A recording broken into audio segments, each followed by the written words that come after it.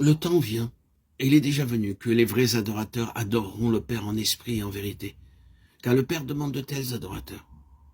Oui, le Père réclame de tels adorateurs, et tout ce qu'il demande, il obtient parce que c'est lui-même qui l'opère. C'est pour que nous soyons de tels adorateurs qu'il a envoyé son Fils chercher et sauver ce qui était perdu. Luc 19, 10.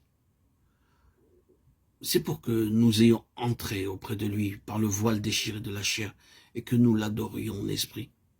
En outre, Dieu nous a envoyé l'esprit de son Fils, l'esprit de Christ, pour réaliser en nous ce que Christ a été, pour nous communiquer la même vie dont Christ a vécu ici-bas. Dieu soit loué.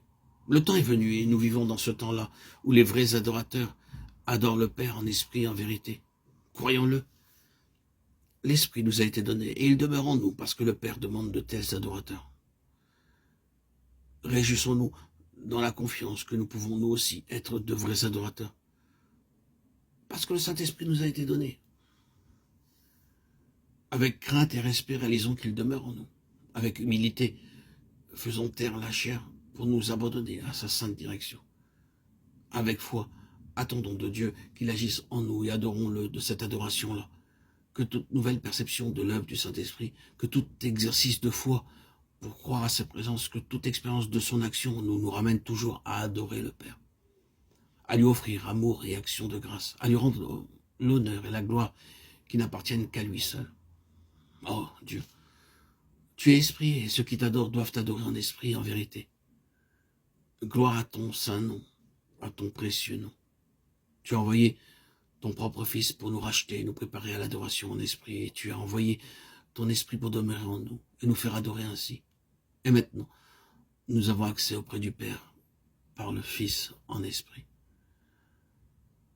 Dieu très saint, nous reconnaissons avec confusion que notre adoration a très souvent subi l'influence de la volonté de la chair, et que par là, nous ne t'avons pas rendu l'honneur qui t'est dû, que nous avons attristé ton esprit au préjudice aussi de notre âme. Oh, Dieu pardonne-nous, délivre-nous de ce péché. Veuille nous enseigner à ne plus jamais chercher à t'adorer autrement qu'en esprit et en vérité. Notre Père, ton Saint-Esprit demeure en nous. Daigne, selon les richesses de ta gloire, nous fortifier puissamment par sa présence, en sorte que notre homme intérieur devienne réellement un temple spirituel où te soient offerts des sacrifices spirituels. Enseigne-nous aussi chaque fois que nous nous présentons devant toi à renoncer au moi, à notre ego, à nous-mêmes, ce moi dangereux qui nous empêche de nous sanctifier.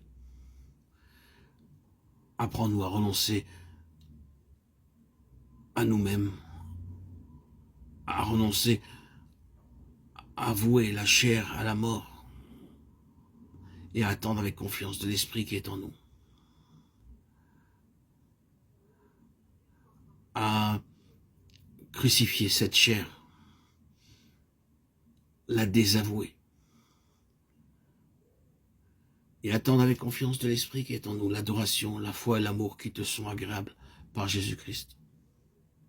Oh, daigne aussi réveiller ton Église dans le monde entier, l'amener à s'enquérir de ce qu'est l'adoration en esprit et en vérité, et à t'adorer chaque jour de cette adoration-là.